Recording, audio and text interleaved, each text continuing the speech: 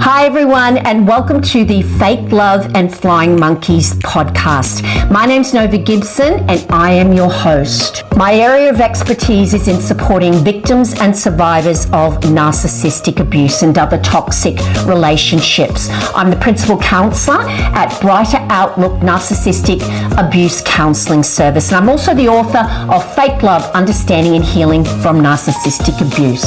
In this podcast, we're going to be talking about everything from the initial pink cloud you find yourself on at the start through to the horrific discard and the powerful trauma bond that keeps you hooked. So take your imaginary seat on the roller coaster that is narcissistic abuse, and don't forget to subscribe to this podcast so you never miss an episode of Fake Love and Flying Monkeys. Hi everyone, and welcome to another episode of Fake Love and Flying Monkeys. How do you survive a relationship with a narcissist? How did you survive? For those of you who are still in the relationship with a narcissist, whether it's an intimate partner, a toxic narcissistic parent, or someone else, and you've just had that light bulb moment that something is very, very wrong with this relationship, and you've started Googling, or maybe someone's just, mentioned the word narcissist to you, and you look at what you're going through, what you've been through, and you think to yourself, how on earth did I get to this place? How did I become this person who can't even order a pizza on their own because their self-esteem is so low much of the time? How did I become this person who is being treated so badly, being abused by this person who claims to love me? How did I get here? I used to be such a confident person. I used to have lots of friends. I used to go out all the time. I used to be happy.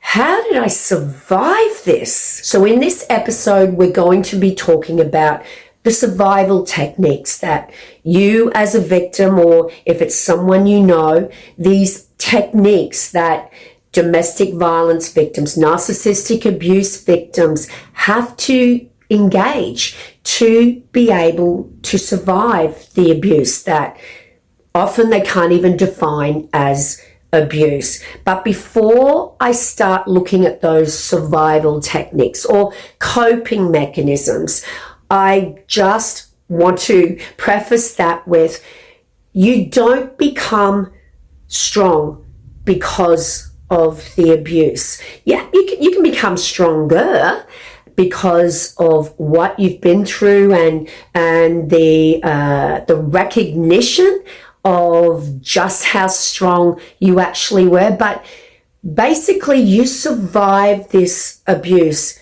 because you were already strong. The abuse, yes, it can make you stronger and more resilient, but don't ever underestimate yourself, guys. You survived this abuse. You are surviving this abuse because you are already strong. That's why they chose you. The narcissist wants someone who will tolerate their abuse, and they condition you over time by gaslighting you and just chipping away at the resilience that you have when they meet you. They want someone who is pliable and is someone whom they can manipulate. And not only that, they want someone who is going to be able to tolerate that abuse, develop a very high threshold for abuse, and every time the narcissist shifts those goalposts, that their victim will get up and try again to please them. Now, you think about that. How can anyone keep getting up, failing in narcissist's eyes, and just continue? You have to be strong to be able to do that. And we often misconstrue the fact that victims get back up again and face the same treatment. Let's negate the powerful trauma bond that exists there, but we often misconstrue this as weakness. But if you think about it, the strength you need to have to be able to get back up again and try and please this person who is unpleasable. Yes, you've been conditioned to do that, but could you do it if you did not have that strength in your character? So they don't just choose anyone to be their victim. Yes, you have to be the complete opposite of them in terms of being empathetic. They want a people pleaser. They want someone who puts their own needs last, and they want someone who is strong, who will tolerate their abuse over time and eventually develop that threshold for abuse, normalize it, and of course they will be able to control you and make sure that you remain in their control for as long as possible. So the first coping mechanism we're going to talk about is minimization. Okay, you have been love bombed by this person, and that happens even if you're in a toxic relationship with someone you work with, or it's a friend, or it happens over and over again with the breadcrumbs you receive. If it's a toxic parent, the love bombing is obviously not going to be the same as it would be with an intimate partner. But let's just look at that love bombing period. You are being made to feel worthy. You are being made to feel like a prince, a princess, or just someone who is very special. And it feels good. The over-the-top attention with a narcissistic parent will only feel amazing because that child or that adult child has been craving the love or the validation of that parent, and it feels great when they're not putting you down or they're pretending to listen to what you have to say. And it's a bit different with an intimate partner, of course. When they are love bombing you, the dopamine is on overdrive. Those dopamine receptors, they're all being hit at once. The oxytocin, the love hormone, as it's sometimes known, that's on overdrive too. And serotonin is fine. All of these happy hormones that make you feel good, they're flowing like there's no tomorrow. Why?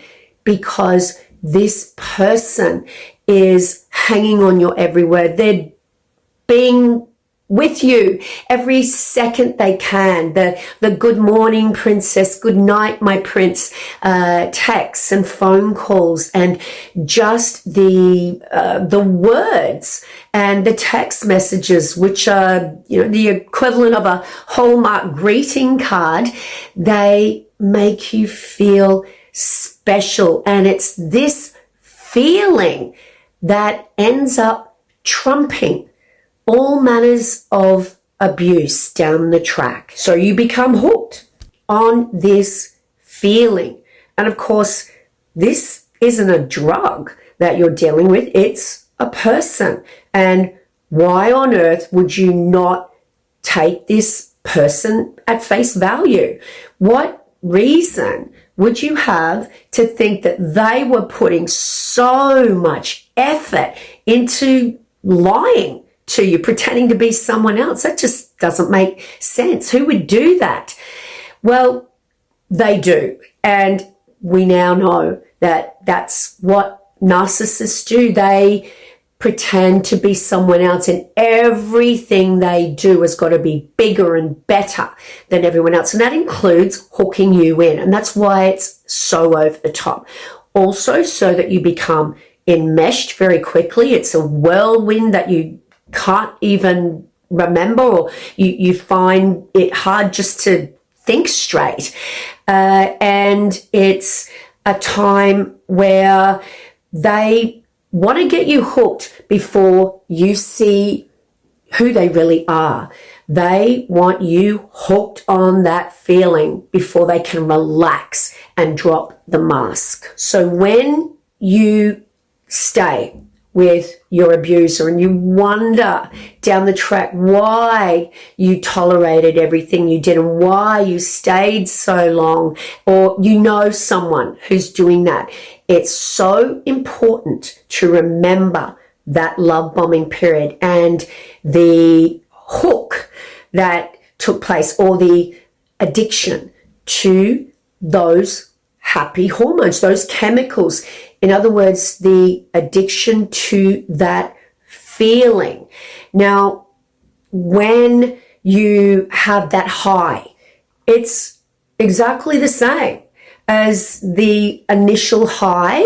Well, not exactly the same, but it's euphoric, like the high that someone might get if they were remembering their first hit of heroin. Most addicts will describe their first hit as euphoric. And this is how most victims describe that feeling of being love bombed. So you think in terms of a drug addiction and what people tell you, what you've read, perhaps you've experienced it yourself, and you know that people are always trying to get back to that initial high. And of course, it's never again achievable, because the more you have of the drug, you develop a tolerance for it, and the more you need, and then eventually you need loads and loads of it just to feel normal. Now, this is exactly the same concept when we're talking about victims staying or going back to their abuser over and over again, because when you're without them, or the thought of being abandoned by them or rejected by them brings about this massive anxiety or withdrawal, just like the heroin addict who would panic if someone just grabbed all their drugs and flushed it down the toilet. So when we look at this relationship in terms of an addiction, addictions are not rational. We crave something we know is bad for us. When we look at it like that, then it's no wonder that victims stay, because they don't even know that there is this trauma bond taking place. And of course, when they're without their toxic roller coaster, where now all of those happy hormones and chemicals being intermittently swapped with all the horrible ones, such as, the cortisol, the adrenaline pumping on overdrive, that toxic cycle becomes addictive, and the victim craves that when they're thinking of being without their abuser in their life, or they are without their abuser in their life. So you stay because you don't want to face that horrible withdrawal, essentially. So you need to come up with ways to survive the abuse. So yes, getting back to minimization. This is when the victim minimizes what is going on. So they're being abused, okay? Let's just say the narcissist in their life has come home 4 hours late, forgotten their birthday, and the victim has naturally been upset. And the abuser yells at them, tells them that they're trying to make them feel guilty, and all they did was forget because they're working so hard to put a roof over their head, etc., etc. The victim needs to survive this abuse because it feels bad to be without their drugs. So how does the victim minimize what is going on? I mean, for you and I, we would think to ourselves, that's it. I'm not tolerating this. I'm out of here. If the abuser did that the first time, that's why they've got to hook you in with the love bombing, because if they did that to begin with, you'd pack your stuff up and you'd be out of there. So to survive their addiction, the trauma bond, the relationship they can't leave, they minimize the situation by saying to themselves, perhaps, look, they really do work hard, and look, they were probably going to, surprise me tomorrow, and I really am a bit selfish because I've got a beautiful roof over my head. I drive a nice car, and, it's not like they're, punching me and hitting me every day. It could be so much worse. I'm just going to be grateful because they work so hard, instead of, thinking about something so just petty like them forgetting my birthday. Now, minimization and all of the other strategies I'm going to speak about are all incorporated in what we call a concept called cognitive dissonance. Cognitive meaning to do with the brain and thinking, dissonance meaning conflict, or cognitive meaning acquisition of information, and dissonance meaning, there's a discrepancy there. There's a conflicting incoming with what we know to be true. So the victim, in that sense, they needed to survive. So what did they do? They minimized the abuse. It's not as bad as that. I'm just making something out of it, and I'm making too much out of it, really, which supports what the abuser has been telling them. You're overreacting, you're oversensitive, and it makes them develop an even higher threshold for abuse. You have to, if you've got that conflict with what you're seeing, which is they're abusing me, they're yelling at me, they're betraying me, and what they're telling you, which is I love you, or what you want to believe, which is they love me and I love them, then there's a conflict there, and your brain can't handle that. So to bring your brain, your body back to a state of equilibrium, it's got two conflicting thoughts there, and it needs to get rid of one. And the one it gets rid of is the one that feels bad, which is they're abusing me. So to get rid of that thought, which is, or the reality really, that they're abusing you, then you need to make the abuse not as bad as it is. So these are the strategies that your brain comes up with to survive the abuse and to make the abuse not as bad as it is, so you can survive it. So in that sense, the victim owned the issue. They're in agreement with their abuser. They are oversensitive, and on top of that, they really should be more considerate of the abuser, because the abuse was not that bad. Another coping mechanism that victims will regularly employ is that of rationalization.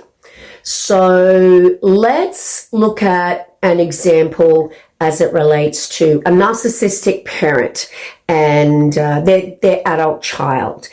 A child of a narcissist will have been conditioned over their lifetime to try harder to please their parent, who just keeps shifting the goalposts. And of course, they will look at much of the behavior as just being normal. This is what people who love you do. This is how parents treat their children. And maybe that narcissistic parent has come to you because they think you put on weight. Okay, let's just say they've come over to visit you for one of their habitual interference sessions, or just to touch base and lower your self-esteem a little and confuse you with backhanded compliments. All of those things they do to make you feel bad about yourself. But anyway, they visit you and they say to you, oh, have you put on a bit of weight? Maybe you should do a little bit of exercise. Look, I only say this because I love you and I'm concerned about you, so that child or the adult child doesn't absorb the fact that their parent has just insulted them, and this has been, behavior that they have engaged in, or abuse they've engaged in over their entire lifetime. The adult child hears that their parent loves them and cares about them. So that's how they survive that relationship. All of these insults that come their way are born out of love and caring. Why would they say that they're overweight, or, imply they needed to do more exercise or not eat that next Tim Tam or donut, unless it was out of love? So this is a survival technique. They can't leave this relationship. They don't know how. They don't have the tools. So their brain comes up with all of these survival techniques, coping mechanisms, and the victim rationalizes that their parent really does love them, but they're just commenting on their weight because they love them, and otherwise they wouldn't say anything. I'm sure you'll be able to think of lots of different scenarios when you engage that coping mechanism. When you are in a relationship with an intimate partner, they may tell you that they want to pick you up every day from work, or they need to be told that you're going to be home at an exact time, or they just want to know where you are and who you're talking to every second of the day. And that's because they care about you. And of course, with all the gaslighting, etc., that's taken place over time, the victim rationalizes away that their controlling behaviors, the narcissist controlling behaviors, because they love them so much. So those lines between love and control become totally blurred until eventually the victim is thinking that love and control are the same thing. I'm not going to go into every single coping mechanism there is, guys, but just some main ones today. And another one of those would be hypervigilance. Now, when you are in a war zone, you have to be able to react to being killed, potentially. You have to be on your toes. You have to be hyper vigilant to danger and to be aware that something could, or someone could attack you at any moment. And this is what victims do to be able to survive. In other words, they're always on alert to potential attack. You will know that you never knew what would please the narcissist, because one day something that you did was amazing. That was great. And the next day or the next week you would do the same thing, and it would be the worst thing you've ever done. You can't predict the consequences of your actions because you're not meant to, because then you would stop trying to please them in the narcissist eyes. They need you to fail and get back up again and continue to do that. So just like the man or the woman who is in the middle of that war zone, gunfire going off all around them, potential mines they might step on, you have to be on guard. Now, if your body is receiving or experiencing those chemicals continually that you need to be hypervigilant to danger, it's going to eventually tell you that it can't cope with it anymore. It does this by making you sick, fatigued.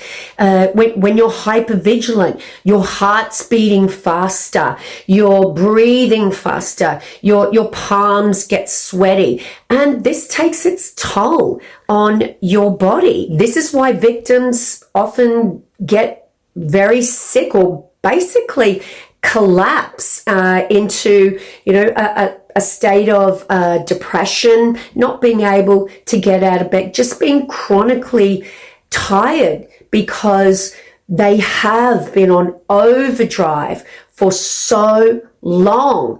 And then you crash. And not to mention the fact that you're in withdrawal from that chaotic environment you've become addicted to, but also because all of those chemicals that kept you alive, essentially, kept you alert to danger so you could predict it and react to it very quickly. But those chemicals are now gone. And if you look at it in terms of a massive withdrawal of those chemicals that keep you on your toes, this is why victims will crash and often get sick if they weren't already sick when they were in the relationship, just from their body copping such a beating, their brain copping such a beating, trying to figure out what is going on and to be able to get through it. So once again, if you think about that soldier at war and the fact that they're always looking sideways because the enemy could jump out at them, or they could be under fire at any given second, then imagine what would happen to them if they just laid down and took a nap, because there was nothing going on at that particular time, and they were tired. Well, the enemy could attack while they were sleeping. They could be wounded, or they could lose their life. They know the enemy is there. They can't perhaps see them at that time, but they know, they are aware that their enemy is out there somewhere. So they can't sleep. They are in hypervigilant state at all times. And this is a survival technique, because if you're dozing, then you could be attacked and not be prepared. Hypervigilance gives you preparedness. It keeps you alert and ready for that attack, because you know that an attack is impending because it has been your consistent experience for so long. Another coping mechanism that victims will employ is denial. Someone may approach them and say, look, that behavior is not appropriate. That person is abusing you. And the victim not only will deny the abuse and say it's not abuse at all, but will often defend the abuser. This is another coping mechanism, defense of their situation and how they're being treated. But with denial, there comes a complete just shutdown of any kind of comprehension around what is happening to them. They are not being abused. Now, that person over there, or this person I was reading about yesterday who's got broken ribs and black eyes, that's abuse. I'm not being abused.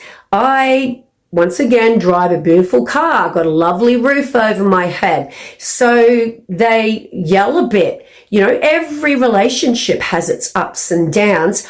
I'm not being abused. They love me. So yes, denial often goes hand in hand with defending the abuser, because the victim has been conditioned often to believe by the abuser that all their friends, all their loved ones are no good for them, and they're feeding them absolute garbage. They're telling their loved one that they're being abused. Of course, the narcissist refutes that and says it's actually the victim's loved ones who have the problem, which is an unwarranted problem. So the victim has been conditioned over time to believe that the abuse isn't abuse, the control is love, and the abuser loves them because they're saying I love you while they're abusing them, and that their actual family, their friends, their loved ones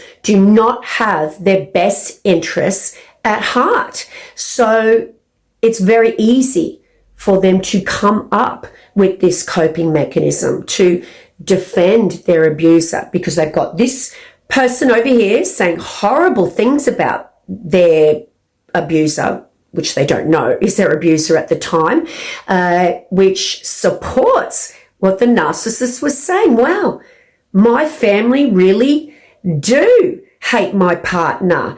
My partner was right. They're denying what they're experiencing is abuse, because everyone has problems, and these people just don't understand what's going on, and they just misunderstand the narcissist, and they defend this person, because if they can't defend them, or if they were indefensible and their family were right, then that might mean they would lose their drug. They would lose that thing, that relationship, that feeling, that roller coaster of emotions that they have become dependent on. So they isolate themselves often from their loved ones and deny the abuse, and the abuser gets even stronger when it comes to maintaining their grip and their control on their victim. Normalizing is another strategy that victims will come up with to be able to get through this abuse, particularly if you're a child of a narcissist. You really have nothing to compare it to other than looking at other families and what the dynamics of that household are. But what you grow up and what you experience from the second you leave the womb is your normal. So for the child of a narcissist, it becomes normal to be trying to forever please a parent who's never able to be pleased, to be pitted against your siblings, to fail in everything that you do, and for no gift or no good deed to ever come without strings attached to it.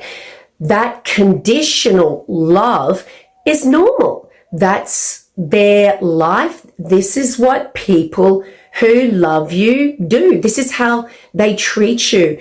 And they believe that that is a normal type family because that's all they've experienced in their lifetime. That doesn't mean to say that that child on numerous occasions is going to not experience massive confusion when they do something good and their parent yells at them, or they just ignore them when all they want, is a cuddle or some praise.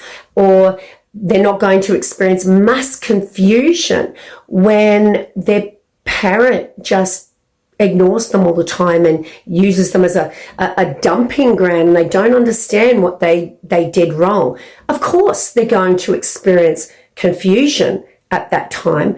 But the strategy on those occasions would be, amongst other things, to normalize this behavior. Of course, to blame themselves. They were naughty, they did something wrong, but also to normalize it. This parent tells me they love me regularly, and people outside at school tell me all the time that your mother and father love you. The people you can trust and the people who will love you and look after you the most are your mother and father at home. So this is normal, and they normalize that love and control go together.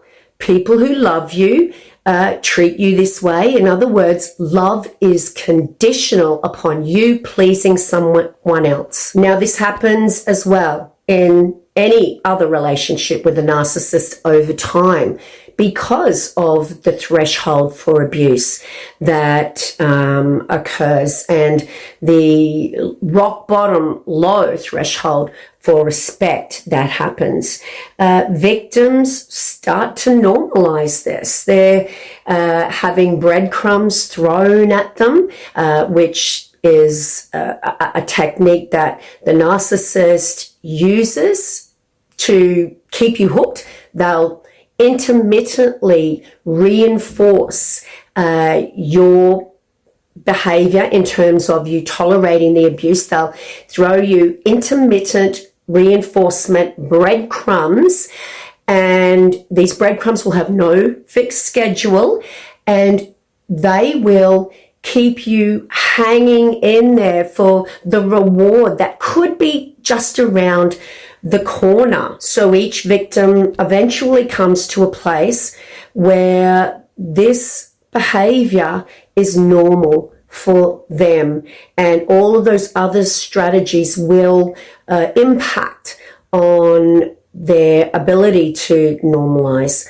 this behavior. This is as good as it gets. This is my relationship, and I just have to accept it, because everyone has their ups and downs. No relationship is perfect, and this is normal. Now, the last coping mechanism I'm going to speak about today is when the victim blames themselves. One I talked about earlier. Now, how many times did you hear the narcissist say to you, that's all your fault? If you hadn't have done what you did, or if you hadn't have done this, then this wouldn't be going on. It's all your fault. It's the look what you made me do attitude of every abuser. Makes you believe that you deserved the abuse. Now, of course, if they had have engaged in these abusive behaviors at the beginning, you would never in a million years believe that you did something to deserve their horrific treatment of you. But the further down the track and the more you have been brainwashed and conditioned by your abuser, you start to believe them, because it's like a self-fulfilling prophecy. They tell you that it's your anxiety that's causing all the problems, or your depression, or anything else that you're doing in terms of reacting. Maybe you're yelling back, that reactive abuse. It's all your fault, and you do have anxiety. You are depressed. You are yelling back at them. So what they're saying is actually true. It's right.